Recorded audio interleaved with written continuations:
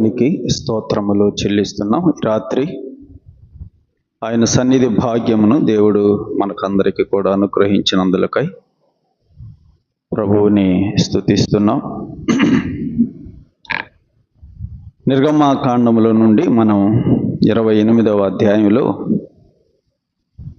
ప్రధాన యాజకుని యొక్క వస్త్రములను గురించి మనం ధ్యానం చేస్తున్నాం. అతడు ధరించేటువంటి వస్త్రములలో మనం మన ప్రభు అయిన యేసుక్రీస్తుని గురించిన సంగతులను, అలాగే మన యొక్క ఆత్మీయ జీవితానికి అవసరమైనటువంటి మాటలను కూడా మనం జ్ఞాపకం చేసుకుంటున్నాం. గత వారం మనం ప్రధాన యాజకుడు ధరించే వస్త్రము ఒకటి ఏఫోదు, దానిని గురించి మనం విన్నాం. ఏఫోదు మన ప్రభు అయిన యేసుక్రీస్తుని జ్ఞాపకం చేస్తుంది. ఆ ఏఫోదు బంగారంతోనూ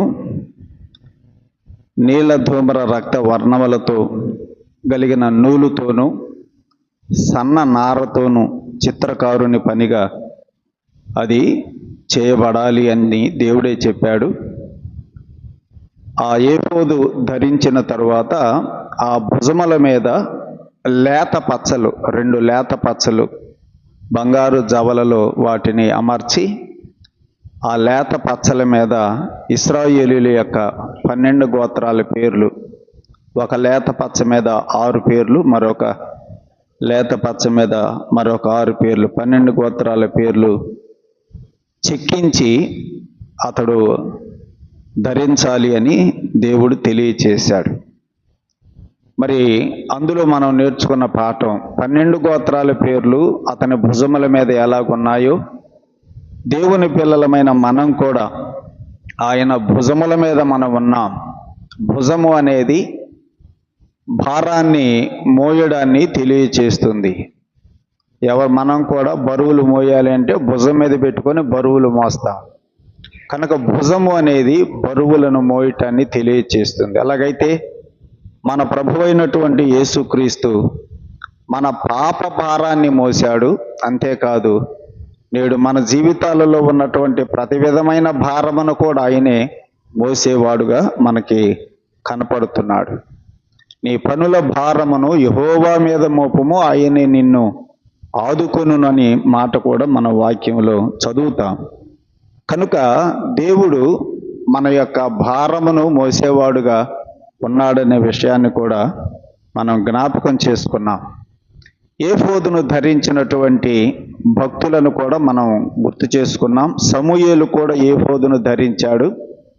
అతడు ఏఫోదును ధరించి పరిచర్య చేశాడు. అలాగే దావీదు కూడా ఏఫోదుతో దేవుని సన్నిధిలో విచారణ చేశాడు. ఆ దావీదే మందసమును తెచ్చే సమయంలో కూడా ఏఫోదును ధరించి దేవుని సన్నిధిలో సంతోషంగా నాట్యమాడాడు. కాబట్టి ఏఫోదును ధరించిన సందర్భాలలో వారు ఏం చేశారు, అందులో మనం కూడా కొన్ని పాఠాలు విన్నాం. ఈ రాత్రి మరొక వస్త్రమును గురించి, అంటే ఆ ప్రధాన యాజకుడు ధరించేటువంటి మరొక వస్త్రమును గురించి రాత్రి మనం జ్ఞాపకం చేసుకుందాం. నిర్గమాకాండం 28వ అధ్యాయం 15వ వచనము నుండి 30వ వచనము వరకు, 15 నుండి 30వ వచనము వరకు మరి యొక్క వస్త్రమును గురించిన వివరాలు వ్రాయబడ్డాయి. అది న్యాయ విధాన పథకము అంటారు. ఈ రాత్రి న్యాయ విధాన పథకమును గురించి మనం జ్ఞాపకం చేసుకుందాం. చూడండి, న్యాయ విధాన పథకమును గురించి కొన్ని మాటలు మొదటిగా మనం చదువుకొని తర్వాత అందులో ఉన్న ఆత్మ సంబంధమైనటువంటి విషయాలను మనం ధ్యానం చేద్దాం. 15వ వచనం, మరియు చిత్రకారుని పనిగా న్యాయ విధాన పథకము చేయవలెను. చిత్రకారుని పనిగా న్యాయ విధాన పథకము చేయవలెను. ఏఫోదు పని వలె దానిని చేయవలెను. ఏఫోదును ఏ పదార్థాలతో ఏఫోదును వేటితోటైతే తయారు చేశారో వాటితోనే ఈ న్యాయ విధాన పథకమును కూడా తయారు చేయాలని దేవుడు చెప్పాడు. ఏఫోదును దేంతో తయారు చేశారు? అక్కడే చెప్పాడు. బంగారుతోనూ నీలధూమ్ర రక్తవర్ణముల గల నూలుతోనూ పేనిన సన్ననారతోనూ దానిని చేయవలెను. మనం విన్నాం, ఏఫోదును బంగారంతో అలాగే నీలధూమ్ర రక్తవర్ణములు కలిగిన నూలుతోటి సన్ననారతో ఏఫోదును చేసినట్టుగానే వాటితోనే ఈ న్యాయ విధాన పథకమును కూడా తయారు చేయాలని దేవుడు చెప్పాడు. 16వ వచనం, అది మడవబడి చచవుకముగా ఉండవలెను, అది జానడు పొడుగు జానడు వెడల్పు గలదై ఉండవలెను అని చెప్పాడు. ఆ న్యాయ విధాన పథకం యొక్క కొలతలు కూడా ఇక్కడ దేవుడు చెప్పాడు. జానడు పొడవు ఉండాలి, జానడు వెడల్పు ఉండాలి, అది చచవుకముగా ఉండాలి, అంటే చతురస్రాకారములో ఉండాలి అని చెప్పాడు. అది మడవబడినదిగా ఉండాలి అని చెప్పాడు. 17వ వచనం, దానిలో 4 పంక్తుల రత్నములు ఉండవలెను, 4 పంక్తుల రత్నములు ఉండునట్లు రత్నముల జవలను చేయవలెను. అలాగైతే ఆ న్యాయ విధాన పథకములో 4 పంక్తులు జవలు ఉండాలి, అంటే 4 వరుసలు జవలు ఉండాలి. ఆ జవలలో రత్నములను పొదిగించాలన్నమాట. చూడండి 17వ వచనం, మాణిక్య గోమేధిక మరకతములు గల పంక్తి మొదటిది. ఇక్కడ 3 రత్నముల పేర్లు చెప్పాడు. అది మొదటి పంక్తిలో ఉండవలసిన రత్నాలు. పద్మరాగ నీల సూర్యకాంతములు గల పంక్తి రెండవది. రెండవ పంక్తిలో మరొక 3 రత్నములు ఉండాలి. అవి పద్మరాగ నీల సూర్యకాంతములు. 3వ పంక్తిలో ఉండవలసినటువంటి రత్నములు చూడండి, గారుత్మతము యష్మురాయి ఇంద్రనీలముల గల పంక్తి 3వది. అలాగే 4వ పంక్తిలో ఉండవలసిన రత్నాలు రక్తవర్ణపు రాయి, సులిమాని రాయి, సూర్యకాంతములు. ఈ 4వ పంక్తిలో ఉండవలసినటువంటి రత్నాలు. ఈ విధంగా ఆ న్యాయ విధాన పథకములో 4 పంక్తులు ఉండాలి. ఒక్కొక్క పంక్తిలో 3 రత్నములు పొదిగించాలి. ఎందుకు ఆ రత్నములను పొదిగించమన్నాడు అంటే 21వ వచనం చదువుదాం. ఆ రత్నములు ఇశ్రాయేలీయుల పేరులు గలవై వారి పేరుల చొప్పున 12 ఉండవలెను అని చెప్పాడు. ఆ రత్నముల మీద, ఆ 12 రత్నముల మీద ఇశ్రాయేలీయుల యొక్క 12 గోత్రముల పేర్లను చెక్కాలి అని దేవుడు చెప్పాడు. ఆ పేర్లు వ్రాయాలి అక్కడ వాటి మీద. 22వ వచనం, మరియు ఆ పథకము అల్లిక పనిగా పేనిన గొలుసులను మేలిమ బంగారుతో చేయవలెను. తర్వాత బంగారంతో గొలుసులు చేయాలని చెప్పాడు.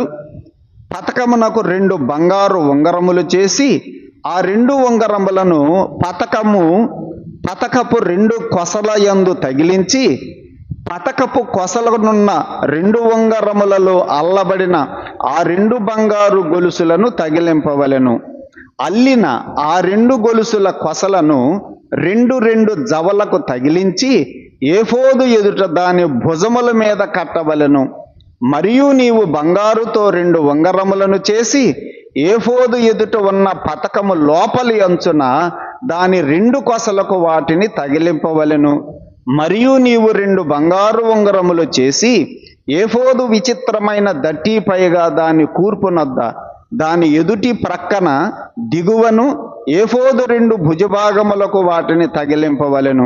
అప్పుడు పతకము ఏఫోదు విచిత్రమైన దట్టికి పైగా ఉండునట్లు, అది ఏఫోదు నుండి వదలక ఉండునట్లును వారు దాని ఉంగరములకు, ఏఫోదు ఉంగరములకు నీలి సూత్రముతో పథకమును కట్టవలెను అని చెప్పాడు. ఉంగరాలు, గొలుసులు, నీలి సూత్రములతోటి ఆ న్యాయ విధాన పథకమును ఆ ఏఫోదు అనే వస్త్రముకి దానిని కట్టాలి అని చెప్పాడు.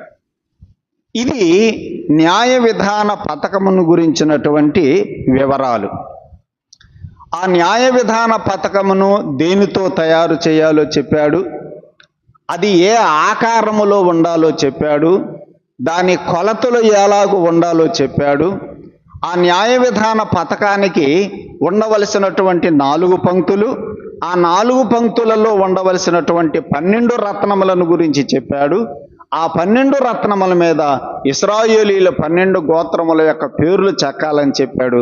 ఆ న్యాయ విధాన పథకమునకు ఉంగరములు చేసి, బంగారముతో ఉంగరాలు చేసి, అంటే రింగులు చేసి, ఆ రింగులతోటి గొలుసులను కూడా తయారు చేసి ఆ న్యాయ విధాన పథకమును ఆ ఏఫోదుకి దానిని కట్టాలి, వదలకుండా కట్టాలి. ఈ విధంగా న్యాయ విధాన పథకమును గురించి దేవుడు మోషేకి తెలియచేశాడు. ఇంతకీ ఆ న్యాయ విధాన పథకమును ఏఫోదుకి ఎక్కడ కట్టాలి? 29వ వచనం కూడా చదువుదాం. అట్లు అహరోను పరిశుద్ధ స్థలములోనికి వెళ్ళినప్పుడు అతడు తన రొమ్ము మీద న్యాయ విధాన పథకములోని ఇశ్రాయేలీల పేర్లను నిత్యము యెహోవా సన్నిధిలో జ్ఞాపకార్థముగా భరింపవలెను అన్నాడు. ఆ యొక్క న్యాయ విధాన పథకమును అతడు ఆ రొమ్ము భాగాన కట్టుకోవాలని చెప్పాడు. 29వ వచనం మరొకసారి చదువుతున్నాను. అట్లు అహరోను పరిశుద్ధ స్థలములోనికి వెళ్ళినప్పుడు అతడు తన రొమ్ము మీద న్యాయ విధాన పథకములోని ఇశ్రాయేలీల పేర్లను నిత్యము యెహోవా సన్నిధిలో జ్ఞాపకార్థముగా భరింపవలెను. అలాగైతే న్యాయ విధాన పథకమును ఆ అహరోను ఎక్కడ ధరించాలంటే రొమ్ము భాగం మీద ధరించాలి. ఆ రొమ్ము భాగం మీద ధరించినప్పుడు దాని మీద ఉన్నటువంటి ఆ 12 గోత్రాల పేర్లను దేవుని సన్నిధిలో అవి జ్ఞాపకార్థముగా అతడు భరిస్తాడు అని చెప్పాడు. ఇది న్యాయ విధాన పథకమును గురించినటువంటి వివరణ. ఇందులో ఈ రాత్రి మనం ఆత్మ సంబంధమైనటువంటి పాఠాలను మనం జ్ఞాపకం చేసుకుందాం. ప్రియులారా, న్యాయ విధాన పథకమును ఏఫోదును ఎలాగూ దేనితో తయారు చేయాలని దేవుడు చెప్పాడో అలాగే న్యాయ విధాన పథకమును కూడా బంగారముతో, నీలధూమ్ర రక్త వర్ణములు గల నూలుతో, పేనిన సన్ననారతో దానిని తయారు చేయాలి. చేసేటప్పుడు ఆ యొక్క న్యాయ విధాన పథకమును అతడు ధరించేటువంటి భాగము రొమ్ము భాగము అని మనం చూసాం. ఇతడు ప్రధాన యాజకుడు. ఈ ప్రధాన యాజకుడికి ఇది న్యాయ విధాన పథకం అన్నమాట. ఇది న్యాయ విధాన పథకం. ఇది రొమ్ము భాగమన, ఈ భాగములో అతడు దానిని కట్టుకుంటాడు. ఇది జానడు పొడవు ఉంటుంది, జానడు వెడల్పు ఉంటుంది. 4 వైపులు కూడా జానడు కొలతతో దీన్ని తయారు చేయాలి. దీనికి 4 పంక్తులు ఉంటాయి. ఇది ఒక పంక్తి, 2, 3, 4 పంక్తులు. ఒక్కొక్క పంక్తిలో ఒక్కొక్క జవ, దీనిని జవ అంటారు. ఈ జవలో ఒక రత్నం, ఇది 2వ జవ. ఈ 2వ జవలో మరొక రత్నం, ఇది 3వ జవ, ఇందులో మరొక రత్నం. ఈ విధంగా 12 జవలలో 12 రత్నములను పొదిగించాలి. పొదిగించిన తరువాత ఇక్కడ ఒక బంగారపు ఉంగరం, ఇక్కడ ఒక బంగారపు ఉంగరముతోటి, ఇది బంగారపు గొలుసు. ఈ బంగారపు గొలుసులతోటి, ఈ బంగారపు ఉంగరములతోటి ఈ ఏఫోదుకున్నటువంటి లేత పచ్చలు ఇక్కడ వాటిని బిగించాలి అని చెప్పాడు. అలాగే క్రింద వైపు కూడా 2 బంగారపు ఉంగరములను చేసి ఈ 2 బంగారపు ఉంగరాలకి గొలుసులతోటి, బంగారపు గొలుసులతోటి అతడు ధరించినటువంటి నడికట్టు, ఈ నడికట్టు దగ్గర దీనిని కట్టాలి. అప్పుడు ఈ న్యాయ విధాన పథకము ఈ ప్రధాన యాజకుడి యొక్క రొమ్ము భాగాన అది విడవకుండా ఉంటుంది అనే మాట మనం చదువుతున్నాం. ఒక్కసారి 28వ వచనం చూడండి. అప్పుడు పథకము ఏఫోదు విచిత్రమైన దట్టీకి పైగా ఉండునట్లు, అది ఏఫోదు నుండి వదలక ఉండునట్లును అనే మాట. అది వదలక ఉండునట్లు, ఈ ఏఫోదుకి ఇది వదలకుండా అది కట్టబడి ఉంటుంది అని దేవుడు తెలియచేశాడు. అలాగైతే ప్రియులారా, ఈ రాత్రి ఇందులో మనం కొన్ని పాఠాలను మనం జ్ఞాపకం చేసుకుందాం. ఈ ఏఫోదును ప్రధాన యాజకుడు ఎక్కడ ధరించాలి? అతడు రొమ్ము భాగమున దానిని ధరించాలి అనే మాట మనం 29వ వచనంలో మనం చదువుకున్నాం. అతడు తన రొమ్ము మీద న్యాయ విధాన పథకములోని అనే మాట.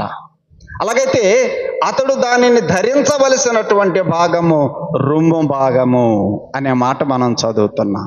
అలాగైతే ప్రియులారా, ప్రధాన యాజకుని యొక్క రొమ్ము భాగమున ఏ విధంగా న్యాయ విధాన పథకము ఉన్నదో ఆ మాట చదువుతూ ఉన్నప్పుడు మన ప్రభువైన యేసుక్రీస్తు కూడా తండ్రి అయిన దేవుని యొక్క రొమ్మును ఆనుకొని ఉన్నాడు అనేటువంటి సంగతి మనకు జ్ఞాపకం చేస్తూ ఉన్నది.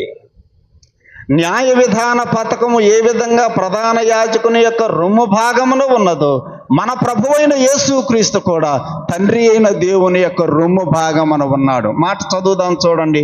యోహాను సువార్త మొదటి అధ్యాయం 18వ వచనములో మనం ఆ మాట చదవగలం. యోహాను సువార్త మొదటి అధ్యాయం 18వ వచనం. మన ప్రభువైన యేసుక్రీస్తు కూడా తండ్రి అయిన దేవుని యొక్క రొమ్మున ఉన్న అద్వితీయ కుమారుడు అనే మాట చూడండి. 18 ఎవడను ఎప్పుడైనను దేవునిని చూడలేదు, తండ్రి రొమ్మున ఉన్న అద్వితీయ కుమారుడే ఆయనను బయలుపరచెను. యేసు ప్రభువు ఎక్కడున్నాడు? నిత్యత్వములో పరలోకములో తండ్రి రొమ్మున ఉన్నాడు అనే మాట మనం చదువుతున్నాం. ఆయన ఆ తండ్రి రొమ్మున ఉన్న అద్వితీయ కుమారుడే ఆయనను బయలుపరచెను. తండ్రి అయిన దేవుణ్ణి బయలుపరిచిన వాడు ఎవరు అంటే ఆయన రొమ్మున ఉన్నటువంటి అద్వితీయ కుమారుడు యేసు ప్రభువే. అలాగైతే న్యాయ విధాన పథకము అనేది ఏ విధంగా అయితే ప్రధాన యాజకుని యొక్క రొమ్ము భాగమున అది వదలకుండా ఎలాగైతే బిగించబడి ఉంటుందో, కట్టబడి ఉంటుందో, మన యొక్క ప్రభువైన యేసుక్రీస్తు కూడా నిత్యత్వములో పరలోకములో తండ్రి అయిన దేవుని రొమ్మున ఆనుకొని ఉన్న అద్వితీయ కుమారుడు. అలాగైతే ప్రియులారా, అంతేకాదు యేసు ప్రభు తండ్రి రొమ్మున ఆనుకున్నట్టుగా ఆయన శిష్యుడైనటువంటి యోహాను కూడా ఎక్కడ అనుకున్నాడు? యేసు ప్రభు యొక్క రొమ్మున ఆనుకున్నాడు అనే మాట మనం వాక్యంలో చదువుతాం కదా. యోహాను సువార్తలోని అదే యోహాను సువార్త 13వ అధ్యాయం, యోహాను సువార్త 13వ అధ్యాయములో మనం ఆ మాట చదువుతాం.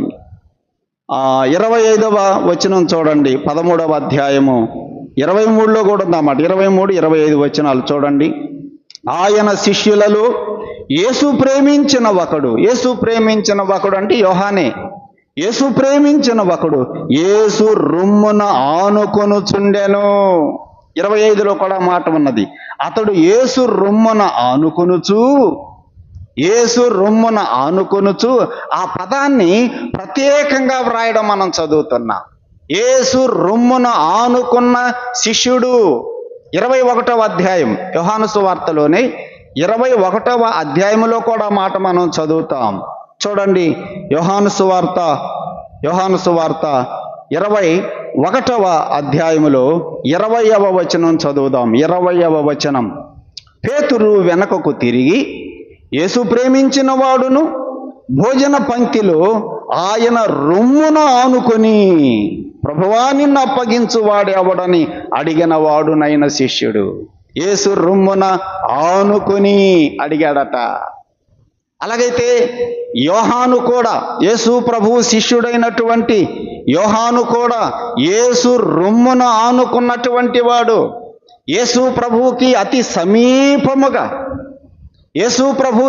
సమీపముగా ఆయన రొమ్మున ఆనుకొని యేసు ప్రభువుతో సహవాసము చేసిన వాడు యోహాను. యేసు ప్రభువు తండ్రి రొమ్మున ఆనుకున్న అద్వితీయ కుమారుడైతే యేసు ప్రభు శిష్యుడైనటువంటి యోహాను కూడా యేసు ప్రభు రొమ్మున ఆనుకున్నటువంటి శిష్యుడు అనేటువంటి సంగతులు మనం చదువుతున్నాం. న్యాయ విధాన పథకం ఎక్కడుంది? ప్రధాన యాజకుని యొక్క రొమ్మున. అలాగైతే ఆయన పిల్లలమైనటువంటి మనం కూడా ఎక్కడుండాలి? ఆయన పిల్లలమైనటువంటి మనము కూడా యేసు ప్రభువు రొమ్మున ఆనుకునేటువంటి వారంగా, అంటే యేసు ప్రభువుకి అతి సమీపముగా మనం ఉండి ఆయనతో హత్తుకుని జీవించేటువంటి వారంగా మనం ఉండాలి. అది దాని భావం. యేసు ప్రభువుని మనము ఆనుకొని జీవించేటువంటి అనుభవం నీవు నేను కలిగి ఉండాలి. ఈ న్యాయ విధాన పథకంలో ఎవరి పేర్లు వ్రాయబడ్డాయి? 12 గోత్రాల పేర్లు ఉన్నాయి కదా. 12 గోత్రాల పేర్లు అంటే ఇశ్రాయేలీలందరూ కూడా ఆ ప్రధాన యాజకుని యొక్క రొమ్ము భాగమున ఉన్నట్టుగా, ఇశ్రాయేలీలందరూ కూడా ప్రధాన యాజకుని రొమ్ము భాగమున ఉన్నట్టుగా. ఇశ్రాయేలీలు అంటే మనమే, యేసు ప్రభు రక్తంలో కడగబడిన మనమందరం కూడా ఆయన రొమ్మును ఆనుకొని జీవించేటువంటి వారంగా మనము ఉండగలుగుతున్నామా, లేకపోతే లోకానికి దగ్గరగా ఉండి మనం బ్రతుకుతున్నామా? ఆలోచన చేయండి. లోకానికి మనం దగ్గరగా ఉంటున్నామా, ప్రభువుకి మనం దగ్గరగా ఉంటున్నామా?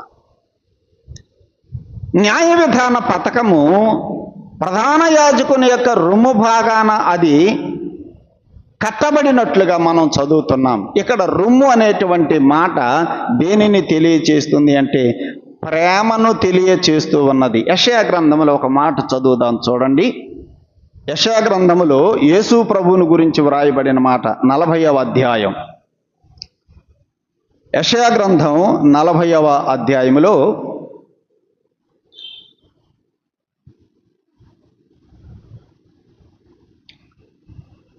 11వ వచనం చదువుకుందాం. 40వ అధ్యాయము 11వ వచనం.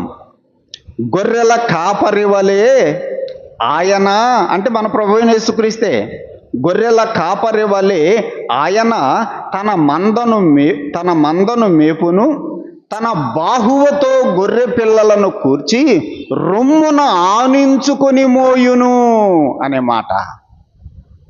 గొర్రె పిల్లలను కాపరి అయిన యేసు ప్రభు ఎక్కడ మోస్తాడట? తన రొమ్మున ఆనించుకొని మోయును. గొర్రె పిల్లలను అలా ఎత్తుకుంటాడట, తన రొమ్మున ఆనించుకుంటాడట. మనం గతంలో చెప్పుకున్నాం, భుజముల మీద అనే మాట చెప్పుకున్నాం. గొర్రె పిల్లని ఎక్కడ పెట్టుకుని మోసాడు? లోకా సువార్త 15వ అధ్యాయంలో తప్పిపోయిన ఆ గొర్రె పిల్ల దొరికినప్పుడు తన భుజముల మీద వేసుకుని ఇంటికి తీసుకొని వచ్చాడు. ఇప్పుడు మనం గొర్రె పిల్లని ఎక్కడ చూస్తున్నాం? ఆయన రొమ్మున ఆనుకొని ఉన్నది గొర్రె పిల్ల. మనం ఎక్కడున్నాం చెప్పండి? అలాగైతే న్యాయ విధాన పథకములో ఉన్నట్టు 12 మంది ఆ గోత్రముల వారు, అంటే ఇశ్రాయేలీలందరూ కూడా యేసు ప్రభు యొక్క రొమ్మున ఆనుకొని ఉన్నారు. ఆయన తన రొమ్మున ఆనించుకున్నాడు. రొమ్ము భాగము అనేది ప్రేమను తెలియచేస్తుంది. ఎంతో ప్రేమగా ఆ గొర్రె పిల్లను ఆయన గుండెలకు హత్తుకొని మోస్తున్నాడు. ఆయన ప్రేమ మనకిక్కడ కనపడుతూ ఉన్నది. ఆయన పిల్లల మీద ఆయనకున్నటువంటి ప్రేమ ఇక్కడ మనకు తెలియబడుతూ ఉన్నది. యేసు ప్రభు యొక్క ప్రేమ చేతనే కదా ఆయన కలువరి సిలువలో మన కొరకు ప్రాణం పెట్టింది. ఆయన ప్రేమను గురించి ఎన్ని రెఫరెన్స్లు మనం చూడగలం కదా. పౌలు కూడా అన్నాడు, ఆయన నన్ను ప్రేమించి నా కొరకు ఆయన తన్ను తాను సిలువ మరణానికి అప్పగించుకున్నాడు. ఇక నేను లోకమునకు నాకు సిలువ వేయబడ్డాము అని గలతీ పత్రికలో పౌలు రాస్తాడు.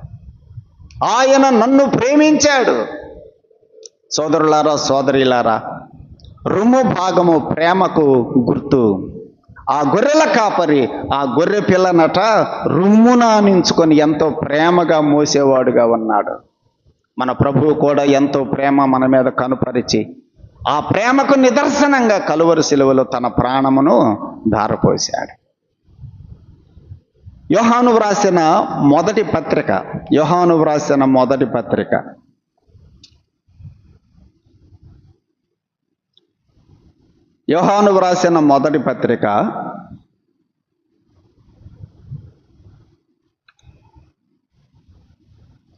10వ వచనం చూడండి. 4వ అధ్యాయం 10వ వచనం. 4వ అధ్యాయం 10వ వచనం.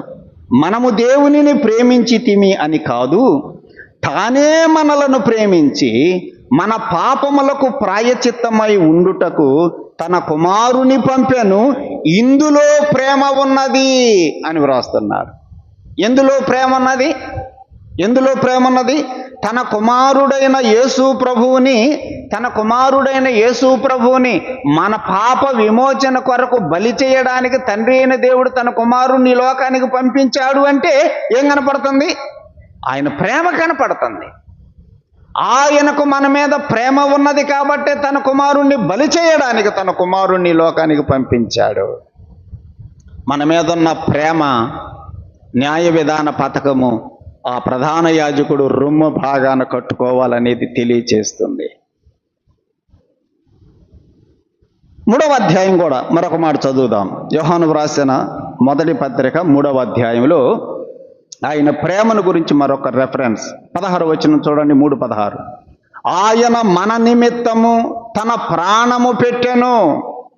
ఆయన మన నిమిత్తము తన ప్రాణము పెట్టెను గనుక దేని వలన ఆయన తన ప్రాణము మన కొరకు పెట్టిన దాని వలన ప్రేమ ఎట్టిదో తెలుసుకొనుచున్నాము. 4వ అధ్యాయంలో తండ్రి ప్రేమను గురించి చదువుతున్నాం.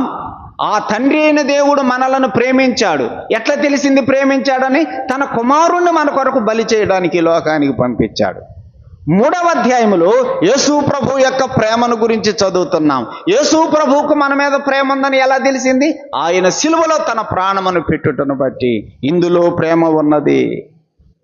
కాబట్టి ప్రియ సోదరుడా, సోదరి, న్యాయ విధాన పథకం అనేది అతడు ప్రధాన యాజకుడు. ఆయన రొమ్మున న్యాయ విధాన పథకమును ధరించాలి అని దేవుడు చెప్పాడంటే దేవుడు తన ప్రజలను ప్రేమిస్తున్నాడు అనే దానికి నిదర్శనం. అంతేకాదు, ఎవరైనా దుఃఖములో ఉన్నప్పుడు, మన పిల్లలు ఒకవేళ దుఃఖములో ఉండి ఏడుస్తూ ఉన్నారనుకోండి, మనం వాళ్ళని ఏం చేస్తాం? కౌగులించుకొని వాళ్ళ తలను ఎక్కడ పెట్టుకుంటాం? మన రొమ్ము భాగాన ఆ తలను పెట్టుకొని వాళ్ళను ఓదార్చుతాం. అలాగైతే రొమ్ము భాగం దేనిని తెలియచేస్తుంది? ఆదరణను తెలియచేస్తుంది. ఆ బిడ్డను మనము కౌగిలించుకొని ఆ బిడ్డ యొక్క తలను మన యొక్క రొమ్ము కానించుకొని ఓదార్చుతాం. అలాగైతే రొమ్ము భాగము అనేది ఆదరణను తెలియచేస్తుంది. ఆయన తన బిడ్డలను ఆదరించేవాడు. న్యాయ విధాన పథకం రొమ్మున ధరించాలి అంటే 2 భావాలు మనకి ఇక్కడ కనపడుతున్నాయి. ఒకటి ఆయన యొక్క ప్రేమ, రెండవది ఆయన యొక్క ఆదరణ. ఆయన యొక్క ఆదరణ ఎంత గొప్పదో ఈ రాత్రి ఆలోచన చేయండి. సోదరుడా, సోదరి, దేవుడు నిన్నెంతగా ఆదరించాడు, నన్నెంతగా ఆదరించాడో మనం ఎరగమా? ఆయన ఆదరణ లేకపోతే నేడు మనం ఇక్కడ ఉండేవారమేనా? ఆయన ప్రేమ, ఆయన ఆదరణ మన పట్ల కనుపరుస్తున్నాడు అనే దానికి నిదర్శనం రొమ్ము భాగమున న్యాయ విధాన పథకం ఉంచాలని దేవుడు తెలియచేశాడు.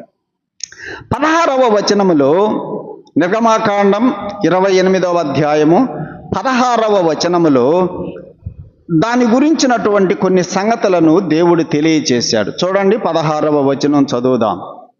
అది మడవబడి చచవుకముగా ఉండవలెను అని చెప్పాడు.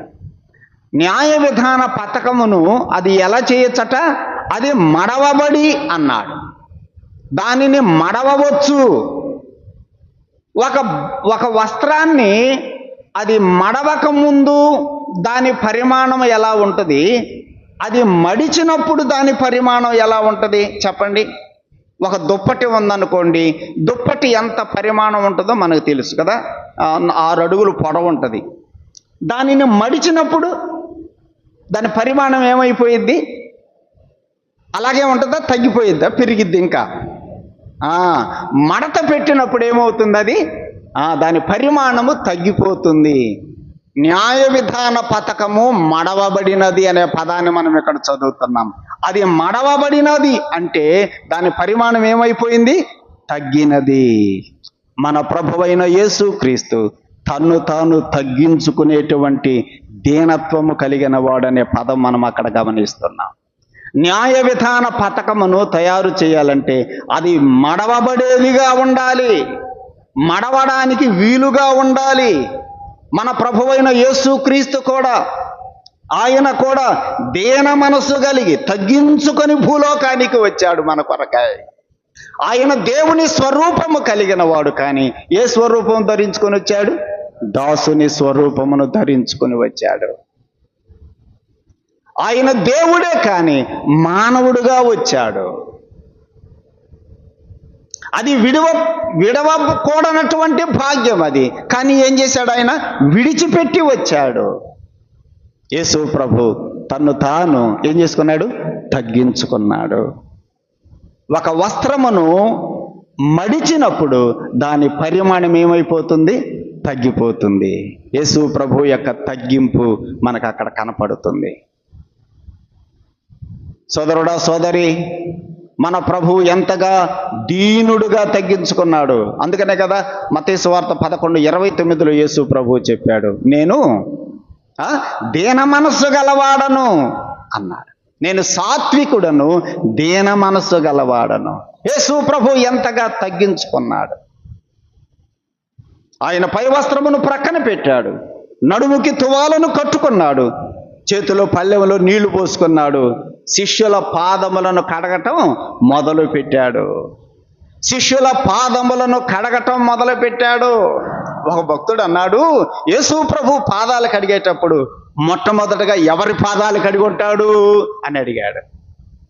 మొట్టమొదట ఎవరి పాదాలు కడిగి ఉంటాడంటే వెంటనే ఆ దేవుని సేవకుడు చెప్పాడు, మొట్టమొదట ఇస్కరియోతు యోధా పాదాలే కడిగాడు.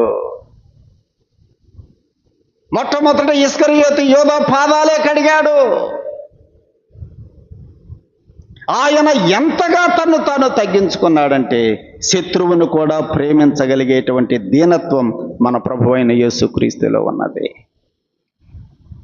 అది మడవబడినది. అది మడవబడినదిగా ఉండాలి న్యాయ విధాన పథకం. అలాగైతే ఒక వస్త్రమును మడత పెట్టినప్పుడు దాని పరిమాణము తగ్గిపోయినట్టుగా యేసు ప్రభు దీనత్వం తగ్గింపు మనం చూస్తున్నాం. అలాగైతే ప్రియులారా, ఆయన పిల్లలమైనటువంటి మనం కూడా తగ్గించుకోవద్దా? ఆయన పిల్లలమైనటువంటి మనలో కూడా దీనత్వము ఉండవద్దా? పేతురు తన పత్రికలో వ్రాశాడు, ఆయన అహంకారులను ఎదిరించి కృపను ఎవరికి ఇస్తాడట? దీనులకు తన కృపను ఇస్తాడు అనే మాట పేతురు తన పత్రికలో వ్రాశాడు 5వ అధ్యాయంలో. అహంకారులను ఎదిరించి దీనులకు తన కృపను ఆయన అనుగ్రహించను. అందుకని అక్కడ వ్రాశాడు, దీన మనసు అను వస్త్రమును ధరించుకొని ఆయన బలిష్టమైన చేతుల క్రింద దీన మనసు అను వస్త్రమును ధరించుకోండి అని రాశాడు. కాబట్టి ప్రియులారా, అది మడవబడినదిగా ఉండాలి అన్నాడంటే అందులో దీనత్వము తగ్గింపు అనేది మనకు కనపడుతుంది. న్యాయ విధాన పథకము అనేది ఎలా తయారు చేయాలో చెప్పాడు. అది మడవబడి తర్వాత ఏమన్నాడు? చచవుకముగా ఉండవలను అన్నాడు. చచవుకముగా ఉండాలి అంటే అది 4 కొలతలు సమానంగా, అంటే చతురస్ర ఆకారములో ఉండాలి. దాని 4 కొలతలు సమానముగా ఉండాలి. అది చచవుకము అంటే. ప్రత్యక్షపు గుడారములో కూడా 2 వస్తువులు చచవుకముగా ఉంటాయి. ఒకటేమో బలిపీఠం. బలిపీఠం ఎలా ఉంటుంది? చచవుకముగా ఉండాలి. రెండవది ధూపవేదిక కూడా ఎలా ఉండాలి? అది కూడా చచవుకముగా ఉండాలి. ఒక మాట చదువుదాం చూడండి. 27వ అధ్యాయం నిర్గమకాండం 1వ వచనం. 5 మూరల పొడుగు 5 మూరల వెడల్పు బలిపీఠమును తుమ్మకర్రతో నీవు చేయవలెను. దాని ఎత్తు అది ఆ బలిపీఠము చచవుకముగా ఉండవలెను అనే మాట మనం అక్కడ చదువుతున్నాం. బలిపీఠము అనేది చచవుకముగా ఉండాలి. 30వ అధ్యాయం చూడండి. నిర్గమకాండం 30వ అధ్యాయం 2వ వచనం. 30వ అధ్యాయం 2వ వచనం. మొదటి వచనం కూడా చదువుతున్నాలి. ధూపము వేయుటకు నీవు ఒక వేదికను చేయవలెను, తుమ్మకర్రతో దానిని చేయవలెను. దాని పొడవు మూర, దాని వెడల్పు కూడా 1 మూర. పొడవు 1 మూర, వెడల్పు 1 మూర. అది చచవుకముగా ఉండవలెను అని రాశారు. అలాగైతే ప్రత్యక్షపు గుడారములో కూడా 2 వస్తువులు చచవుకముగా ఉంటాయి.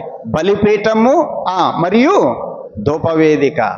అలాగే ప్రధాన యాజకుడు ధరించేటువంటి వస్త్రాలలో కూడా న్యాయ విధాన పథకము కూడా చచవుకముగా ఉండాలి.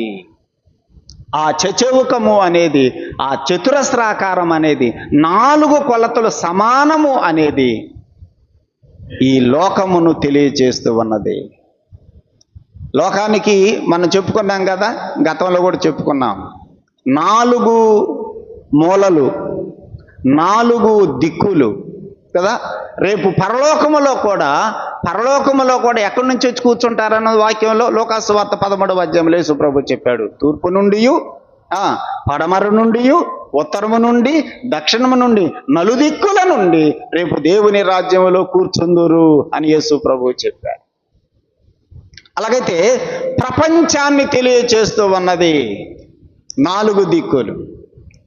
యేసు ప్రభువు 13వ అధ్యాయం మత్తయి సువార్తలో కూడా ఒక ఉపమానం చెప్పాడు. ఏ ఉపమానం అంటే, విత్తనాలు చల్లేటువంటి అతడు విత్తనాలు చల్లుతుంటే ఆ విత్తనములు పోయి ఎన్ని రకాల ప్రాంతాలలో పడ్డాయి? 4 రకాల ప్రాంతాలలో పడ్డాయి కదా. ఒకటేమో కొన్ని విత్తనాలు పోయి త్రోవ పక్కన పడ్డాయి, అదొక రకం.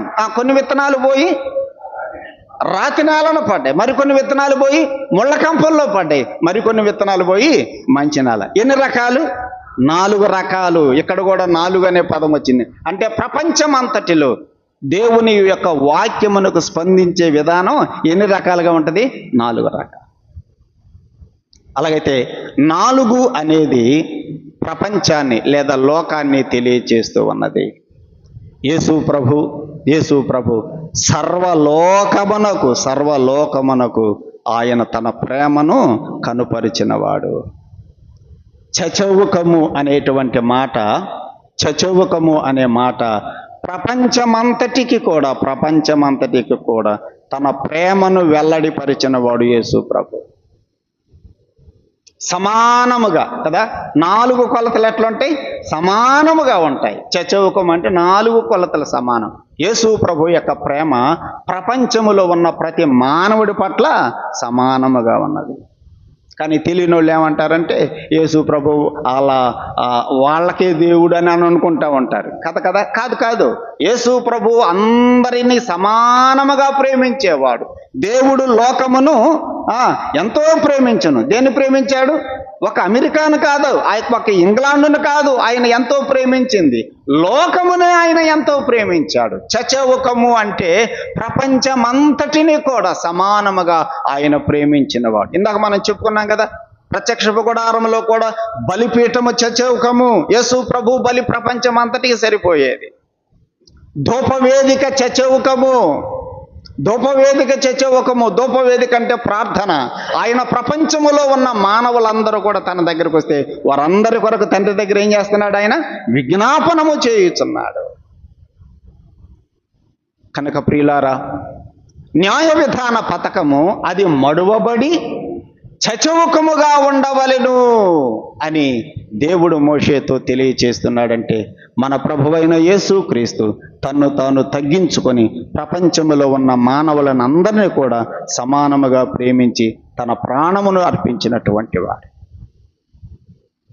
మరి ఆయన పిల్లలమైన మనము కూడా తగ్గించుకొని అందరినీ ప్రేమించే వారంగా ఉండాలి. ఆ చచవుకము అనేటువంటి పదం నీ జీవితంలో నా జీవితంలో కూడా కనపడాలి. చచవుకము అది 4 కొలతలు సమానం. 4 కొలతలు సమానం. ఎఫెసీ పత్రికలు కదా పౌలు రాస్తాడు, యేసు ప్రభు యొక్క ప్రేమను గురించి రాస్తూ పొడవు, వెడల్పు, లోతు, ఎత్తు ఎంతో తెలియదు. 4 కొలతలు అక్కడ చెప్పాడు ఎఫెసీ పత్రికలో కూడా కదా. ఆయన ప్రేమ ప్రపంచములో ఉన్న మానవులను అందరినీ కూడా సమానంగా ప్రేమించేది. సోదరుడా సోదరి, నీవు నేను కూడా అందరిని ప్రేమించాలి. అందుకని ప్రభువు చెప్పాడు, నీ శత్రువును కూడా నువ్వేం చేయాలి? ప్రేమించాలి. నిన్ను ప్రేమించిన వారిని నీవు ప్రేమిస్తే నీకేమి ఫలం? నీకు వందనములు చెప్పేవారికి నీవు వందనాలు చెబితే ఏం ఫలం? చెప్పాడం లేదా? కొండ మీద ప్రసంగంలో చెప్పాడు ఆ మాట. అందరినీ మనము ప్రేమించే వారంగా మనము ఉండాలి. చచవుకము అనేటువంటి మాటలు మనం ఆ పాఠాన్ని జ్ఞాపకం చేసుకుంటున్నాం. ప్రియ సోదరుడా సోదరి, అది మడవబడి చచవుకముగా ఉండవలను అని చెప్పాడు. తర్వాత ఏమన్నాడు 16వ వచనంలో? అది జానడు పొడుగు జానడు వెడల్పు గలదై ఉండవలను. అన్నిటికీ కొలతలు చెప్పాడు కదా. మూర అన్నాడు, 2 మూరలు అన్నాడు, 5 మూరలు అన్నాడు. కానీ ఇక్కడ మూరలు చెప్పాల. ఏమన్నాడు? జాన హస్తాన్ని ఉపయోగించాడు. ఇక్కడ దేవుని యొక్క హస్తం, మన ప్రభువైన యేసుక్రీస్తు యొక్క హస్తము కనపడుతుంది. జాన అంటే వెంటనే ఏం రావాలి? హస్తం రావాలి. జాన ఉండేది హస్తంలోనే కదా. దాని యొక్క పొడవు జానడు అంటే ఆ అహరోను యొక్క చెయ్యి చాపాలి, తన చేతిలో ఉన్నటువంటి జానను ఉపయోగించాలి. అలాగైతే మన దేవుని యొక్క హస్తము, ఆయన హస్తములో ఉన్నటువంటి ఆదరణ, ఆయన హస్తములో ఉన్న భద్రత మనకి కనపడుతుంది. న్యాయ విధాన పథకంలో ఇశ్రాయేలీయుల పేర్లు ఉన్నాయి కదా. న్యాయ విధాన పథకంలో ఇశ్రాయేలీయులు 12 గోత్రాల పేర్లు ఉన్నాయి. ఈ 12 గోత్రాల ఇశ్రాయేలీలందరూ కూడా ఎక్కడున్నారు? జానలో ఇమిడి ఉన్నారు కదా. ఆ పొడవు జానడలు, ఆ వెడల్పు జానలు, ఆ 12 గోత్రాల పేర్లు ఇమిడి ఉన్నట్టుగా నీవు నేను కూడా యేసు ప్రభు యొక్క చేతిలో ఉన్నాం. దాని అర్థం అది. ఇక్కడ జానడు అనేటువంటి పదాన్ని దేవుడు ఎందుకు వాడాడు అంటే, దేవుని పిల్లలైన ఇశ్రాయేలీలందరూ కూడా నా హస్తములోనే ఉన్నారు. ఇర్మియా గ్రంథంలో ఒక మాట చదువుదాం, చూడండి. 18వ అధ్యాయం. ఇర్మియా గ్రంథం 18వ అధ్యాయంలో అక్కడ ఇర్మియాను దేవుడు కుమ్మరి ఇంటికి వెళ్ళమని చెబుతాడు. కుమ్మరి ఇంటికి వెళితే ఆ సారి మీద కుండలు తయారు చేస్తూ ఉన్నాడు కుమ్మరి. అక్కడ దేవుడు ఒక విషయాన్ని ఇర్మియాకు అక్కడ నేర్పుతూ ఉన్నాడు. ఆ సందర్భంలో మనం ఆ మాట చదవగలం. చూడండి, ఇర్మియా గ్రంథం 18వ అధ్యాయం 5వ వచనం చూడండి. అంతటి యెహోవా వాక్కు నాకు ప్రత్యక్షమయ్యేలాగూ సెలవిచ్చాను. ఇశ్రాయేలు వారలారా, ఈ కుమ్మరి మంటికి చేసినట్లు నేను మీకు చెయ్యలేనా? ఇదే యెహోవా వాక్కు. జిగట మన్ను కుమ్మరి చేతిలో ఉన్నట్టుగా. మట్టి ఎక్కడుంది? ఆ బంక మట్టి ఎక్కడుంది? కుమ్మరి చేతిలో ఉంది. ఆ జిగట మన్ను కుమ్మరి చేతిలో ఎలా ఉందో, ఇశ్రాయేలు వారలారా మీరు నా చేతిలో ఉన్నారు అన్నాడు దేవుడు. ఇశ్రాయేలీలందరూ ఎవరి చేతిలో ఉన్నారు? నా చేతిలో ఉన్నారు. 12 గోత్రాల పేర్లు ఎక్కడున్నాయి? ఆ జానడు కొలతలో ఉన్నాయి, ఆ చేతిలో ఉన్నాయి. ఇశ్రాయేలు వారలారా మీరందరూ నా చేతిలో ఉన్నారు. ఇప్పుడు చెప్పండి, మనందరం ఎక్కడున్నాం? దేవుని చేతిలో ఉన్నాం. దేవుని చేతిలో ఉన్నాం. అది యోహాను సువార్తలో 10వ అధ్యాయంలో కదా. మీరందరూ నా చేతిలో ఉన్నారు కాబట్టి మిమ్మల్ని ఎవరు అపహరింపలేడు. మిమ్మల్ని నాకు ఇచ్చిన నా తండ్రి గొప్పవాడు, ఆయన చేతిలో కూడా మీరు ఉన్నారు. మనమందరం కూడా ఎక్కడున్నాం? ఆయన చేతిలో ఉన్నారు. ఇశ్రాయేలీలందరూ ఎక్కడున్నారు? ఆ జానడులో ఉన్నారు. ఎవరిదా జాన? ప్రధాన యాజకుని యొక్క జాన. మన ప్రధాన యాజకుడు యేసు ప్రభు. ఆయన హస్తములో మనమందరము ఉన్నాం. ఎంత భద్రత మనకున్నది, ఎంత కాపుదల మనకున్నది. మన తల వెంట్రుకలలో ఒకటైనా నేల మీద పడాలంటే ఎవరు పర్మిషన్ ఇవ్వాలి? ఇంకంతే, ఆయన పర్మిషన్ ఇస్తేనే. చాలా మందికి దేవుని పిల్లలకి అనారోగ్యాలు వస్తాయి, శ్రమలు వస్తాయి, ప్రమాదాలు జరుగుతున్నాయి. మరి ఎట్ట జరుగుతున్నాయి అని అంటారు కొంతమంది. మీరు దేవుని పిల్లలు అయితే మరి మీకు ఎట్ట జరుగుతున్నాయి? ఆయన అనుమతించాడు, ఇంకంతే. ఆయన అనుమతించాడు కాబట్టే ఆ జబ్బులైనా, ఆ ప్రమాదాలైనా, ఆ కష్టాలైనా ఆయన అనుమతించాడంతే. ఆయన అనుమతించకపోతే మనల్ని ముట్టుకోవడం ఎవరి వల్ల కాదు. మనమందరం ఎక్కడున్నాం? ఆయన హస్తములో మనము ఉన్నాం. జిగట మన్ను కుమ్మరి చేతిలో ఉన్నట్టుగా ఇశ్రాయేలు వారలారా మీరు నా చేతిలో ఉన్నారు. ఎజ్రా గ్రంథములో మరొక మాట చదువుకుందాం. చూడండి, ఎజ్రా గ్రంథం 7వ అధ్యాయం.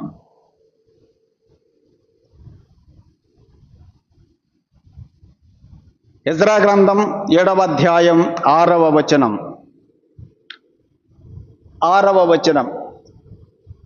ఈ ఎజ్రా ఇశ్రాయేలీయుల దేవుడైన యెహోవా అనుగ్రహించిన మోషే యొక్క ధర్మశాస్త్రములో ప్రవీణత కలిగిన శాస్త్రి, మరియు అతని దేవుడైన యెహోవా హస్తము, ఆ మాట అతని దేవుడైన యెహోవా హస్తము అతనికి తోడుగా ఉన్నందున.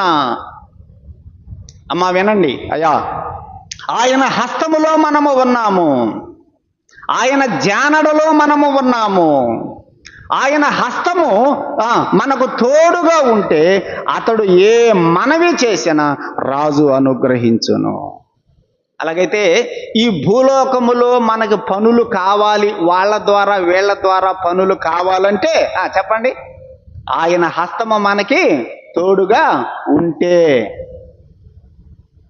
ఎజ్రా రాజు దగ్గరికి వెళ్ళి మనవి చేశాడట, అయ్యా నేను యెరూషలేము వెళుతున్నాను, బబులోను నుంచి నాకు పరివారం కావాలి, నాకు ఆ వస్తువులు ఈ వస్తువులు కావాలి, నీ పర్మిషన్ ఇవ్వని అంటే రాజు ఒప్పుకున్నాడు. ఎట్లా ఒప్పుకున్నాడు? మనం చదువుతున్నమాట, అతని దేవుడైన యెహోవా హస్తము అతనికి తోడుగా ఉన్నది. అలాగైతే ఆయన పిల్లలమైనటువంటి మనకు ఆయన హస్తము తోడుగా ఉంటే తప్పకుండా మన పనులు జరుగుతాయి. ఇదే 7వ అధ్యాయములో ఇంకొక మాట చూడండి, 9వ వచనం. 8వ వచనం చదువుదాం. రాజు ఏలుబడి యందు 7వ సంవత్సరము 5వ మాసమున ఎజ్రా యెరూషలేమునకు వచ్చెను. 9వ వచనం. మొదటి నెల మొదటి దినమందు అతడు బబులోను దేశములో నుండి బయలుదేరి. ఏ నెలలో బయలుదేరాడు? మొదటి నెలలో మొదటి తేదీన బయలుదేరాడు, బబులోను దేశంలో బయలుదేరాడు. యెరూషలేముకి ఎప్పుడు వచ్చాడో చూడండి, తన దేవుని కరుణాహస్తము తనకు తోడుగా ఉన్నందున 5వ నెల మొదటి దినమున యెరూషలేముకు చేరెను. బయలుదేరింది ఎన్నో నెలలో? మొదటి నెల. చేరింది ఎన్నో నెలలో? 5వ నెలలో. అంటే ఎన్ని నెలలు ప్రయాణం చేశాడు? 4 నెలలు ప్రయాణం చేశాడు. ఈ 4 నెలల సుదీర్ఘమైనటువంటి ప్రయాణంలో మార్గంలో ఏ హాని జరగల, ఏ దొంగలు, అప్పట్లో కరెంట్ ఉందా? కరెంట్ లేదు, చీకట్లో ప్రయాణాలు. 4 నెలల ప్రయాణం అంటే రైళ్ళు ఉన్నాయా, బస్సులు ఉన్నాయా, విమానాలు ఉన్నాయా? ఏమి లేవు. వాళ్ళు ఒంటెల మీద ప్రయాణం చేయాలి, గాడిదల మీద ప్రయాణం చేయాలి, గుర్రాల మీదే ప్రయాణం చేయాలి. 4 నెలలు జంతువుల మీద వారు ప్రయాణం చేస్తూ వచ్చారంటే మార్గంలో ఏ హాని వాళ్ళకి జరగల. ఎందుకని? అక్కడ మనం చదువుతున్నాం, తన దేవుని కరుణా హస్తము అతనికి తోడుగా ఉన్నందున. జానడు పొడవు జానడు వెడల్పు ఆ న్యాయ విధాన పథకము కొలత దేవుడు చెప్పాడంటే మీరందరూ కూడా నా జానలో ఉన్నారు, నా హస్తములో ఉన్నారు. దేవుని యొక్క జాన ఎంత పెద్దది కదా! ఆయన జాన ఎంత పెద్దదంటే యెషయా గ్రంథం 40వ అధ్యాయంలో మనం చదువుతాం, ఆకాశాన్ని కొలవాలంటే స్కేల్ ఉపయోగించలేదంట దేవుడు. దేన్ని వాడాడు? నీ జానతో ఆకాశ గగనములను నీవు కొలిచితేవు కదా. పాట కూడా పాడతాం మనం. సముద్రములో ఉన్న జలములను కొలవాలంటే చెంబులు వాడాడా? బకెట్లు వాడాడా? లేదు లేదు. ఏం వాడాడు? తన దోసిళ్లతోటే. ఆయన జాన ఎంత పెద్దది, ఆయన హస్తము ఎంత పెద్దది. ఆకాశాన్ని కొలవాలంటే ఆయన హస్తములో ఉన్న జాన ఉపయోగించాడు. సముద్రములో ఉన్నటువంటి జలములను, ప్రపంచంలో ఉన్న మహాసముద్రాలు ఉన్నాయి, ఆ సముద్రాలలో ఉన్నటువంటి జలములను కూడా ఆయన కొలవాలంటే తన కుడిసిటితో దోశలతోటే ఆ నీళ్లు తీసుకొని పక్కన పోయగలవాడు. ఆయన హస్తము ఎంత పెద్దది, ఆయన జాన ఎంత పెద్దది. ఆయన హస్తములో నీవు నేను ఉన్నాం. ఆ కరుణాహస్తము మనకు తోడుగా ఉంటే ఈ లోకములో మన యొక్క పనులు సఫలమవుతాయి. ఆయన కరుణాహస్తము మనకు తోడుగా ఉంటే మన ప్రయాణాలలో క్షేమము కలుగుతుంది. అదే ఎజ్రా గ్రంథం 7వ అధ్యాయంలోనే మరొక మాట చూడండి, 28వ వచనం. నా దేవుడైన యెహోవా హస్తము నాకు తోడుగా ఉన్నందున నేను బలపరచబడి తిని అన్నాడు. చూసారా? ఆయన హస్తము మనలను బలపరిచేది. అలాగైతే ప్రియ సోదరుడా సోదరి, న్యాయ విధాన పథకము అనేది అది మడవబడి ఇంకేమన్నాడు? చచౌకముగా ఉండవలెను. తర్వాత ఏమన్నాడు? అది జానడు పొడవు జానడు వెడల్పు గలదై ఉండవలెను అని చెప్పాడు. కారణం ఏంటంటే ఆయన పిల్లలమైనటువంటి మనం అందరం కూడా ఆయన హస్తములో భద్రపరచబడి ఉన్నాం. ఆయన హస్తము చేత ఆదరణ పొందుతున్నాం. ఆయన హస్తము చేత క్షేమము కలిగి ఉన్నాం. ఆయన హస్తము చేత మనము బలపరచబడుతున్నాం. ఆయన హస్తము తోడుగా ఉన్నందున ఈ లోకములో మన యొక్క కార్యములు సఫలము చేయుచున్నటువంటి దేవుడు. ఈ న్యాయ విధాన పథకములో 4 పంక్తులు ఉండాలని చెప్పాడు. ప్రతి పంక్తిలో కూడా 3 జవలు ఉండాలని చెప్పాడు. ప్రతి జవలో కూడా ఏం ఉపయోగించాలన్నాడు? రత్నములను ఉపయోగించాలన్నాడు. రత్నములను అమర్చాలి. ఆ రత్నములను మీద ఏం చేయాలన్నాడు? ఇశ్రాయేలీయుల యొక్క 12 గోత్రాల పేర్లు చెక్కాలి. 12 గోత్రాల పేర్లు దేని మీద ఉన్నాయి? రత్నముల మీద ఉన్నాయి. ఎందుకంటే మీరు నాకు ఎట్లాంటి వాళ్ళు? రత్నాలు లాంటి వాళ్ళు. అది ఇశ్రాయేలీయుల పేర్లను దేవుడు దేని మీద చెక్కమన్నాడు? రత్నముల మీద చెక్కమన్నాడంటే ఇశ్రాయేలీయులు దేవుని దృష్టిలో ఎలాంటి వాళ్ళు? రత్నములు లాంటి వాళ్ళు. దేవుని పిల్లలు దేవుడి దృష్టిలో ఎంత విలువైన వాళ్ళో చూడండి. మత్తయి సువార్త 13వ అధ్యాయంలో గుర్తు చేస్తా, తెలిసిందే. యేసు ప్రభువు కొన్ని ఉపమానాలు చెబుతూ ఒక ఉపమానంలో ఏం చెప్పాడంటే, పరలోక రాజ్యము మంచి ముత్యములను కొనవెదుగుచున్న వర్తకుని పోలి ఉన్నది అంటూ అతడు ఒక అమూల్యమైన ముత్యమును ఒక దానిని కనుగొని తనకు కలిగినదంతయు అమ్మి ఆ ముత్యమును కొనెను. ఎవరా ముత్యం? ఎవరా అమూల్యమైన ముత్యం? అయ్యో మనమే. మన మెల్లో ముత్యాల దండలు ఉంటున్నాయి కానీ అసలు మనమే ముత్యం అన్న సంగతి మనం మర్చిపోతున్నాం కదా. ఎవరా ముత్యం? మామూలు ముత్యం కాదు. అక్కడ ఒక పదం ఉంది, ఏమన్నాడు? అమూల్యమైన ముత్యం. విలాప వాక్యముల గ్రంథం చూడండి. విలాప వాక్యముల గ్రంథం 4వ అధ్యాయము 2వ వచనం. విలాప వాక్యముల గ్రంథం 4వ అధ్యాయము 2వ వచనం. అక్కడ మరొక పోలిక మనం చూస్తాం. 4వ అధ్యాయం 2వ వచనం. మేలిమి బంగారముతో పోల్చదగిన సియోను ప్రియ కుమారులు. దేంతో పోల్చచ్చట దేవుని పిల్లల్ని? ఏ బంగారం అది? మేలిమి బంగారం. మత్తయి సువార్త 13వ అధ్యాయంలో ఏ పోలిక? అమూల్యమైన ముత్యములతో పోలిక. మనమందరము అమూల్యమైన ముత్యాలం. ఇంకొక పోలిక ఏంటిది? మేలిమి బంగారం. చూసారా? దేవుని దృష్టిలో మనం ఎలాంటి వాళ్ళమో చూడండి. మనమే ముత్యాలం, మనమే మేలిమి బంగారం. ఇప్పుడు ఎన్ని పోలికలు అయిపోయినాయి? 2 పోలికలు. ఇప్పుడు 3వ పోలిక, రత్నాల మీద పేర్లు చెక్కమన్నాడు. ఇప్పుడు 3వ పోలిక ఏంటిది? రత్నాలు. దేవుని పిల్లలమైనటువంటి మనమే ఆ ముత్యాలం, ఆయన పిల్లలమైనటువంటి మనమే ఆ మేలిమి బంగారం, దేవుని పిల్లలమైనటువంటి మనమే ఆ అమూల్యమైన రత్నాలం. జకర్యా గ్రంథములో చూడండి, ఒక మాట చదువుదాం. జకర్యా గ్రంథం 9వ అధ్యాయము 16వ వచనం. జకర్యా గ్రంథము 9వ అధ్యాయము 16వ వచనం. నా జనులు యెహోవా దేశములో కిరీటమందలి రత్నముల వలె ఉన్నారు. నా జనులు ఎలా ఉన్నారు? నా ప్రజలు ఎలా ఉన్నారు? యెహోవా దేశములో కిరీటమందలి రత్నముల వలె ఉన్నారు. ఇప్పుడు చెప్పండి, మనం ఎట్లా ఉన్నాం ఆయన దృష్టిలో? ఏందమ్మా చెప్పలేకపోతున్నారు? మనం ఎట్లా ఉన్నాం ఆయన దృష్టిలో? రత్నాల లాగా ఉన్నాం. మనమేమనుకుంటున్నాం? నేను దేనికి పనికిరాను అనుకుంటున్నావు. కాదు, నువ్వు ఒక రత్నానివి, నువ్వు ఒక మేలిమ బంగారువి, బంగారు బిస్కెట్ నువ్వు, ఒక అమూల్యమైన ముత్యానివి. దేవుడు మనకి ఎంత విలువిచ్చాడో ఆలోచన చేయండి. ఇశ్రాయేలీయుల యొక్క 12 గోత్రాల పేర్లను రత్నముల మీద చెక్కమన్నాడు. 12 రత్నాల పేర్లు కూడా అక్కడ ఉన్నాయి. ఒక్క రత్నం కూడా నేను చూడాలి. మీరు ఎవరైనా చూస్తే చెప్పండి. ఆడ పేర్లు చదువుతున్నామే కానీ ఒక్క రత్నాన్ని కూడా ఇంతవరకు చూడలేదు కదా. ఆ రత్నాలు ఎంత అమూల్యమైనటువంటి రత్నాలు. ఆ రత్నముల మీద పేర్లు చెక్కమన్నాడు. కారణం ఏంటంటే మీరు కదా. నా జనులు యెహోవా దేశమందలి కిరీటములలోని రత్నముల వంటి వారు. అందుకని రత్నాల మీద పేర్లు చెక్కమన్నాడు. సోదరుడా, సోదరి, దిగులు పడద్దు, కృంగిపోవద్దు. దేవుడు నీకు ఎంత స్థానం ఇచ్చాడో, ఎంత విలువిచ్చాడో ఆలోచన చేయి.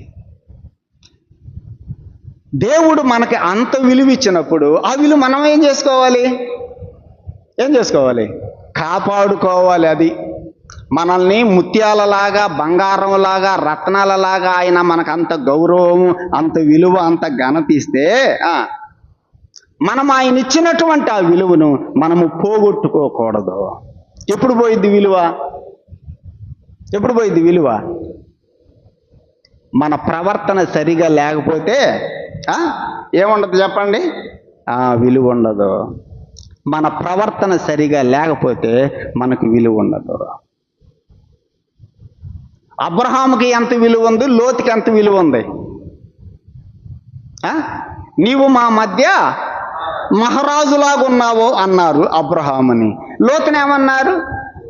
ఎవడ్రా వీడు అన్నారా అనలేదా?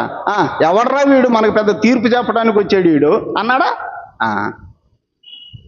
విలువ అనేది మన ప్రవర్తనను బట్టే ఉంటది. దేవుడు వాస్తవంగా నిన్ను నన్ను ఒక అమూల్యమైన ముత్యముగా, మేలిమి బంగారముగా, ఒక విలువైనటువంటి రత్నముగా దేవుడు నీకు నాకు ఆ స్థానం ఇచ్చాడు. కానీ మన ప్రవర్తన సరిగా లేకపోతే విలువ పోయిద్ది. ఆయన పిల్లలమైన మనమందరము కూడా ఆయన దృష్టిలో రత్నముల వలె జీవిద్దాం, రత్నముల వలె విలువగా బ్రతుకుదాం. ఈ లోకములో కూడా మూర్ఖమైన ఈ వక్ర జనము మధ్య జ్యోతుల వలె మీరు కనబడుచున్నారని పౌలు రాస్తున్నాడు. చూసారా? అలాంటి ఘనత, అలాంటి విలువ నీవు నేను కలిగి ఉండాలి. ప్రియులారా, ఆ 12 రత్నములను దేవుడు ఆ యొక్క న్యాయ విధాన పథకములో పొదిగించమన్నాడు అనే మాట మనం చదువుతున్నాం. ఇప్పుడు ఆ న్యాయ విధాన పథకములో ఆ 12 రత్నములను పొదిగించిన తర్వాత ఈ న్యాయ విధాన పథకాన్ని ఎక్కడ దాన్ని అమర్చాలి? మనం ఇందాక చెప్పుకున్నాం కదా, ప్రధాన యాజకుని యొక్క రొమ్ము భాగమున దానిని ఉంగరాలతోటి, బంగారు గొలుసులతోటి, నీలు సూత్రములతోటి దానిని కట్టాలి. చెప్పుకున్నాం కదా. ఇక్కడ లేత పచ్చలకి పైన భుజముల మీద కట్టాలి, తర్వాత క్రిందేమో నడికట్టు దగ్గర కూడా వాటిని కట్టాలి. ఇక ఇది ఎలా ఉంటుంది? 28వ వచనం చూడండి. అప్పుడు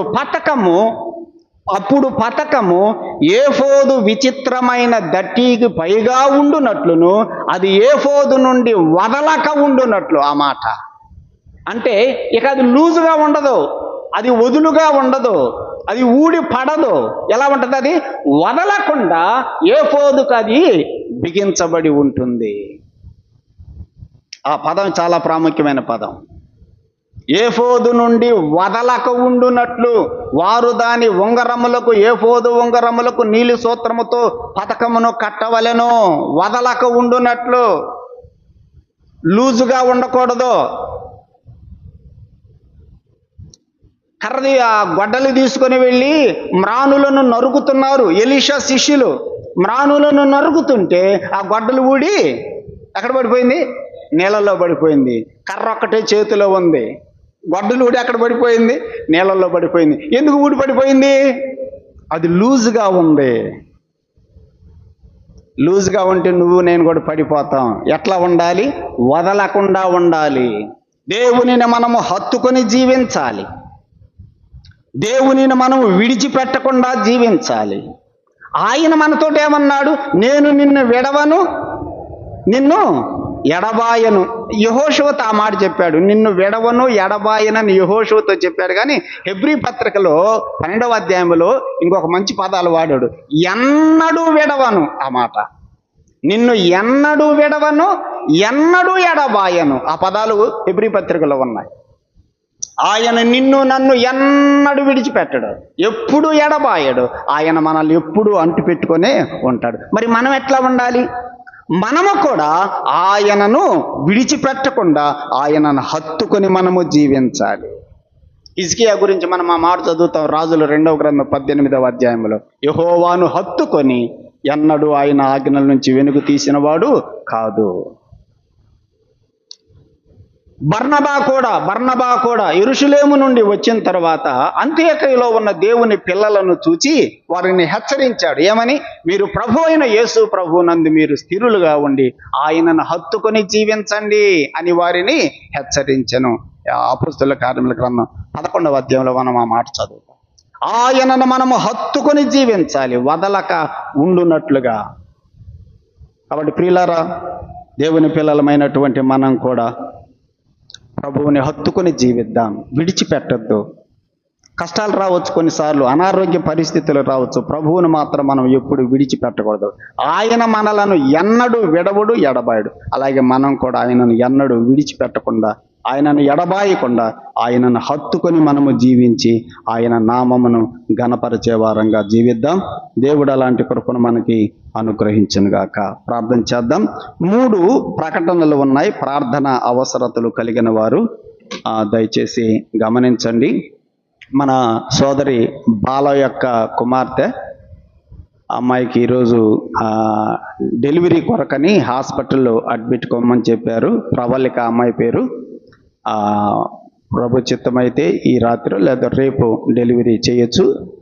ప్రార్థనలో జ్ఞాపకం చేసుకోవాలని మనవి చేస్తున్నాం. రెండవది, గాయత్రి యొక్క కుమారుడు వైభవ్కి నిన్న కుక్క కరిచిందట. ఆ బాబు కొరకు కూడా ప్రార్థన చేయండి. ఘాట్లు కూడా కొంచెం ఎక్కువగానే పడ్డాయని అమ్మాయి చెప్పింది. కనుక ఆ బిడ్డ యొక్క ఆరోగ్యం కొరకు కూడా మీ ప్రార్థనలో జ్ఞాపకం చేసుకోవాలని మనవి చేస్తూ ఉన్నాను. అలాగే రేపు మన సోదరి దేవి తన కుమారుడు రాజేష్ని తీసుకుని ఎర్రగొండపాలెం పోబోతుంది. తన కుమారుడికి పెన్షన్ కొరకని మరి వారి ప్రయాణములో వారు వెళ్ళుచున్న పనిలో దేవుని కరుణా హస్తము తోడుగా ఉండి మరి ప్రభు కృప చూపినట్లుగా కూడా ప్రార్థనలో జ్ఞాపకం చేసుకోవాలని మనవి చేస్తున్నాం. ప్రార్థన చేద్దాం. పరిశుద్ధుడైన మా ప్రియ తండ్రి, ఈ రాత్రి ప్రధాన యాజకుడు ధరించే న్యాయ విధాన పథకముల గురించి మేము జ్ఞాపకం చేసుకున్నాం. మా ప్రభువా, మా దేవ, ఎన్నో సత్యాలు ఈ న్యాయ విధాన పథకంలో మేము తలపోసుకున్నాం. మమ్మల్ని అందరిలో కూడా నీ హస్తములో దాచుకున్న దేవా, నీకు స్తోత్రములు చెల్లిస్తున్నాం. నీ రొమ్మున మమ్మను ఉంచుకున్నందులకై స్తోత్రములు చెల్లిస్తున్నాం. నీ ప్రేమ, నీ ఆదరణ మాకు అనుగ్రహించినందులకై స్తోత్రములు చెల్లిస్తున్నాం. మాకు ఎంత విలువ ఇచ్చావో మేము తలపోసుకొని నీకు స్తోత్రములు చెల్లిస్తున్నాం. ప్రభువా దేవా, మాకు ఇంత గొప్పగా నీవు కృప చూపినప్పుడు మేము నీకు ఎంత కృతజ్ఞతగా జీవించాలి, మేము ఎంత భయభక్తులతో నీ ఎడల మేము ప్రవర్తించాలి, మేము కూడా తెలుసుకొని అలాగ నడుచుకోవడానికి కావలసిన కృపను మీరు మాకు దయచేయమని ప్రార్థన చేస్తున్నాం. నిన్ను ఎన్నడూ మేము విడిచిపెట్టకుండా, ఎడబాయకుండా హత్తుకొని జీవించే జీవితాలు మాకు అందరికీ దయచేయండి. ప్రభువా దేవా, ఆ అవసరతలు కలిగిన మీ బిడ్డల కొరకు కూడా ప్రార్థన చేస్తున్నాం. అయా, మరి సోదరి బాల యొక్క కుమార్తె ప్రవళిక కొరకు ప్రార్థిస్తున్నాం. డెలివరీలో తగిన సహాయం దయచేయండి. అలాగే వైభవ్ కొరకు కూడా ప్రార్థన చేస్తున్నాం. ఆ బిడ్డకు కుక్క కరిచి ఉండగా ఏ ప్రమాదం లేకుండా ఆ గాయం త్వరగా మానడానికి, ఆ బాబు ఆరోగ్యవంతుడై యథాప్రకారంగా మరలా పాఠశాలకు వెళ్ళడానికి సహాయం చేయండి. ఏ ఇబ్బందులు లేకుండా కృప చూపండి. సోదరి దేవి కొరకు కూడా ప్రార్థిస్తున్నాం. ప్రభువా, ఇప్పుడే నీ వాక్యంలో జ్ఞాపకం చేసుకున్నాం. ఎజ్రాకు నీ కరుణాహస్తము తోడుగా ఉంచినందున అతని కార్యములు సఫలము చేయబడ్డాయి. క్షేమకరమైన ప్రయాణం అతనికి అనుగ్రహించబడింది. మీ బిడ్డకు కూడా నాయన మీరు తోడుగా ఉండి సహాయించమని ప్రార్థన చేస్తున్నాం. ఈ రాత్రి చేరి వచ్చిన సంఘమంతటిని కూడా దీవించండి. నీ మాటలు విన్న మీ మాటలు నిష్ప్రయోజనము కాకూడదు. మా జీవితాలకు నీ మాటలను అన్వయించుకొని నీ యొక్క ప్రేమ, నీ కృప, నీ ప్రాణత్యాగము ఇవన్నీ మేము గుర్తు చేసుకొని, మీరిచ్చిన ఆత్మ సంబంధమైన ఆశీర్వాదాలన్నిటిని గుర్తు చేసుకొని పూర్ణ హృదయముతో మిమ్మల్ని స్తుతిస్తూ మీ కొరకు నమ్మకంగా జీవించే భాగ్యము మాకందరికీ దయచేయమని, తిరిగి మేమందరం మా గృహాలకు వెళుతుండగా మార్గమంతటిలో మీరే తోడై ఉండమని మీ ప్రియకుమారుడు మా రక్షకుడు యేసు ప్రభువు నామమున కృతజ్ఞతాస్తుతులు చెల్లించి వేడుకొనుచున్నాము తండ్రి. ఆమేన్. కూడిక ముగించబడింది. అందరికీ వందనాలు. సెలవు తీసుకుందాం. వచ్చే ఆదివారం బైబిల్ క్విజ్ ఉంటుంది. మన ఆదివారం ప్రకటన చేయలేదు కాబట్టి వచ్చే ఆదివారం బైబిల్ క్విజ్ ఉంటుంది. కాబట్టి 7 అధ్యాయాలు కదా, 21 నుండి 27 వరకు 7 అధ్యాయాలు సిద్ధపడండి. సెలవు తీసుకుందాం.